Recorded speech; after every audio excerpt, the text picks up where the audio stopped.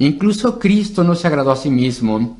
Y tal vez yo esperaría ver, y tal vez tú también, que el razonamiento del apóstol iría así. Porque incluso Cristo no se agradó a sí mismo, sino que fue al Calvario. Lo cual fue, desde luego, su más dolorosa obra, lo que más le costó. Esperaríamos que al usar el ejemplo de Cristo, comportándose de forma completamente desinteresada, uno pensaría que se mencionaría aquí el ejemplo perfecto del Calvario. Pero Pablo no utiliza este ejemplo. Él usa algo menor. Aún Cristo no se agradó a sí mismo. Antes bien, como está escrito, una cita del Salmo 69, los vituperios de los que te vituperaban cayeron sobre mí. Y da el ejemplo del servicio desinteresado de Cristo, el hecho de que estaba listo a sufrir vituperio, a través de lo cual se quiere decir calumnias, mentiras maliciosas, planes en contra de él, todo tipo de indignidad, que se expresó a través de acciones y palabras, y estuvo dispuesto a sufrir todo esto. Y ese es el ejemplo de su desinterés. Así que tenemos la pregunta natural: ¿por qué Pablo escoge lo que pensaríamos que es el ejemplo menor en vez del mayor? Y probablemente la respuesta es la siguiente: que el tema que se está tratando es cómo nosotros nos comportamos cada día de nuestra vida. Entonces el ejemplo de Cristo sería a través de su vida diaria, no a través de su acto supremo de redención. Cristo, en su vida diaria, Él hacía su ministerio de amabilidad a las personas. Él sanaba, Él predicaba el evangelio del arrepentimiento y remisión de pecados, a pesar de que eso trajo sobre Él tal calumnia y odio y hostilidad de los líderes de las personas. Y aún así Él hizo todo esto y lo hizo sin cesar. El apóstol Pablo le siguió en eso. Así que este es el ejemplo. No podemos imitar a Cristo en su grande obra final, pero su muerte redentora en la cruz del Calvario no la podemos imitar, pero la vida diaria sí la podemos imitar. Tal vez nos cueste vivir una vida no desinteresada y dejar a un lado lo que yo quiero, lo que me viene bien. Tal vez me cuesta trabajo dejar a un lado las cosas que yo prefiero y más bien anteponer la necesidad de otros a nuestro alrededor y ministrarles, ayudarles. Y claro que no nos costará lo que le costaba a Cristo. Tal vez cueste algo de oposición y tal vez podamos sufrir desventajas, porque las personas saben que somos cristianos en tu trabajo, en tu lugar de empleo. Tal vez pierdas incluso promociones, pero no te va a costar nada que sea tan doloroso como lo que Cristo sufrió al vivir una vida desinteresada, ministrando entre las personas. Y aún así nos echamos para atrás. Y cada día, si tú observas tu vida, cada día incluye un gran número de decisiones egoístas. Entonces debemos seguir el ejemplo de Cristo.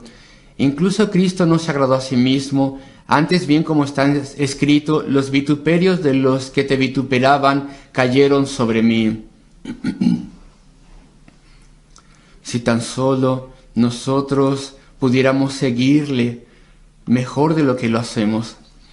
El ejemplo de Cristo muestra nuestra obligación. Piensa respecto de él. Cada paso de su ministerio muestra su esfuerzo de sanar, de bendecir, de enseñar, de salvar almas perdidas. Cada sanación refleja su preocupación por otros. Una vida desinteresada de Cristo. Cada instrucción que le dio a sus discípulos mostraba su paciencia para con ellos, porque eran lentos para aprender. Cada sermón que predicó mostraba su deseo por las almas de las personas. Lo hacía todo muy fácil. Sus ilustraciones eran brillantes, sus parábolas también. Entonces vemos su vida desinteresada, su preocupación profunda por los perdidos en todo lo que él hacía, a pesar de todo el desprecio en contra de él. Y entonces a nosotros nos cuesta solamente pequeñas desavenencias, y aún así nos echamos para atrás. Y bueno, estamos viendo la vida desinteresada, punto número 1. Punto número 2, el ejemplo de Cristo. Y después Pablo nos lleva al lugar de las escrituras del Antiguo Testamento, nos lleva al Antiguo Testamento para que podamos aprender de la vida desinteresada. Versículo 4, porque las cosas que se escribieron antes, para nuestra enseñanza se escribieron, a fin de que por la paciencia y la consolación de las Escrituras tengamos esperanza. Y este es nuestro punto final. La ayuda que nos da incluso el Antiguo Testamento. Ahora parece que no es consecuencia lógica de lo anterior, pero sí lo es. Pablo introduce aquí algo para justificar su cita en el versículo 3. Cualquier cosa que fue escrita antes, fue escrita para nuestra enseñanza. Bien, unos cuantos comentarios a este respecto, sí. Tenemos el Nuevo Testamento, tenemos la narrativa de la venida de Cristo, tenemos los evangelios, el evangelio fue anunciado a nosotros, tenemos las epístolas de Pablo que nos dicen cómo tenemos que conducirnos, cómo tenemos que comportarnos en nuestra vida eclesial, cuáles son nuestros deberes. Tenemos todas las predicciones que culminaron en el libro de Apocalipsis, estas predicciones del plan de Dios. En Mateo y en otras partes se tiene más explicaciones de lo que viene en los últimos días, también en Apocalipsis. Entonces pensamos que el Nuevo Testamento es más relevante para la era cristiana. Y claro que reconocemos que el Antiguo Testamento es parte de la Escritura, es para nosotros. Sin embargo, todavía tenemos tal vez este sentir de que el Antiguo Testamento nos es menos relevante que el Nuevo Testamento. Sin embargo, no es así, dice el apóstol Pablo. ¿Acaso no sabes que el Antiguo Testamento fue diseñado por Dios, fue ensamblado, fue compilado, fue diseñado para la época del Nuevo Testamento? Fue evidentemente para los creyentes que vivían en el Antiguo Testamento también, claro. Pero él dice, en particular, fue diseñado y ensamblado para la época del Evangelio, para la época del Nuevo Testamento. Y esto es algo muy importante. A veces tal vez pienses, ¿por qué es esto así? ¿Por qué el largo periodo del Antiguo Testamento, su narrativa histórica y todo lo que se escribió allí, por qué en particular sería para la era cristiana, la era en la que vivimos? Bueno, yo no soy ningún experto en población, en cantidad de gente viviente, pero he leído que cuando vivía Cristo había como 200 o 300 millones de personas en el mundo. Algunas personas dicen que eran menos, que eran mucho menos personas viviendo en el mundo. Algunas personas dicen que eran tan solo 60 o 70 millones de personas en todo el mundo. Pero bueno, vamos a tomar el número más alto.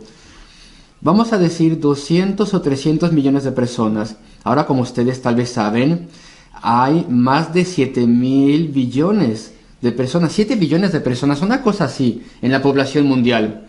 Pero cuando consideramos que la época de antes de Cristo, a medida que se cumplía que hubiese unos 200 o millones 300 de habitantes cuando Cristo vivió, desde el punto de nuestros primeros padres, podríamos pensar que la cantidad de gente que ha vivido desde nuestros primeros padres hasta Cristo es una cantidad de personas muy pequeña comparada con el tiempo que ha vivido después de la venida de Cristo.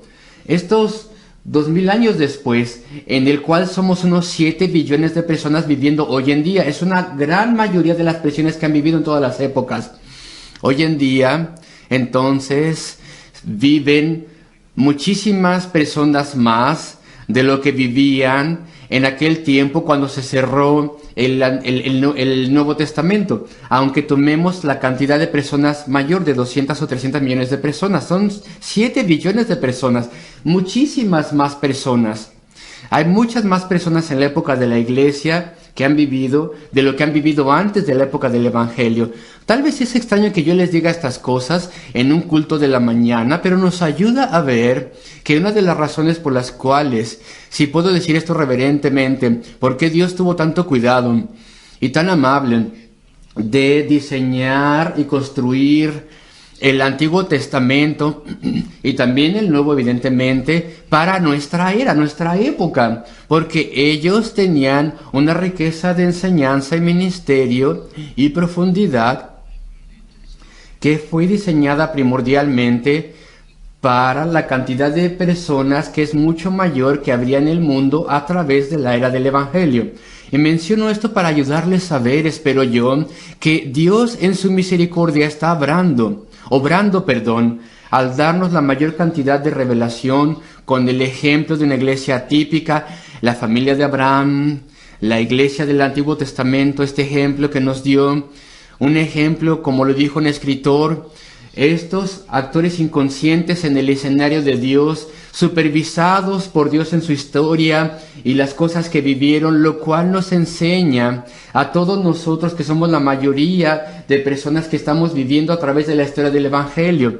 Dios preparó este manual inspirado de vida. El Antiguo Testamento, podríamos decir, es de igual valía e importancia que el Nuevo Testamento para la guía de la vida del creyente. Y fue diseñado para esta era en particular. Al terminar podría mencionar algunas cosas, explicándoles por qué el Antiguo Testamento es tan importante. Recordemos que nuestro tema es la vida desinteresada, el reto que tenemos de vivir esta vida desinteresada, no pensando en nosotros mismos, sino pensando al respecto de las personas a quien ministramos en la familia, entre nuestros amigos, en donde trabajamos en la iglesia. En segundo lugar, tenemos el ejemplo de Cristo, y en tercer lugar, tenemos la gran importancia del Antiguo Testamento al entrenarnos en esta vida desinteresada para vivir por la gloria de Dios y para servir a las personas en donde hemos sido puestos. Obviamente, las grandes explicaciones del Antiguo Testamento son únicas. No las encontramos en el Nuevo Testamento. Las grandes explicaciones, la explicación al respecto de la condición humana. ¿Por qué somos como somos? Todo eso está en el Antiguo Testamento. Esta explicación está en Génesis, como ustedes lo saben, y en otras partes también. La explicación de la creación. La explicación de la caída de la raza humana. Su estatus delante de Dios debido a la caída, ahora como una raza humana condenada. La necesidad de la raza humana de un Salvador. Todas estas cosas están en el Antiguo Testamento. El plan de Dios. La naturaleza de la redención es más grandemente explicada en el Antiguo Testamento. Entonces tenemos las grandes explicaciones de la naturaleza humana y la vida y el vivir. Todo eso está en el Antiguo Testamento. Y después están las promesas y las profecías al respecto de cómo Dios resolvería el problema, enviando al Salvador.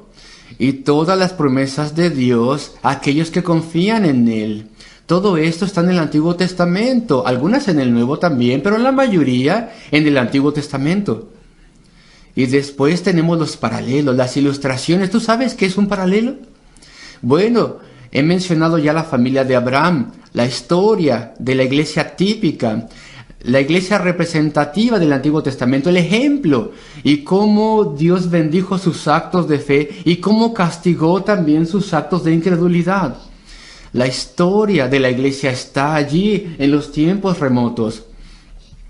La gran instrucción a la familia de Dios hoy en día, con todos los eventos prácticos y los ejemplos de cómo Dios reacciona a nuestro comportamiento.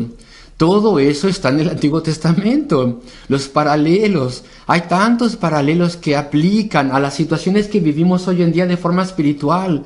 Y después está la adoración también del Antiguo Testamento. Los principios de adoración. A pesar de que la forma de adoración ya no incluye las ceremonias y los sacrificios, sin embargo los principios de adoración están allí y tenemos también el salterio.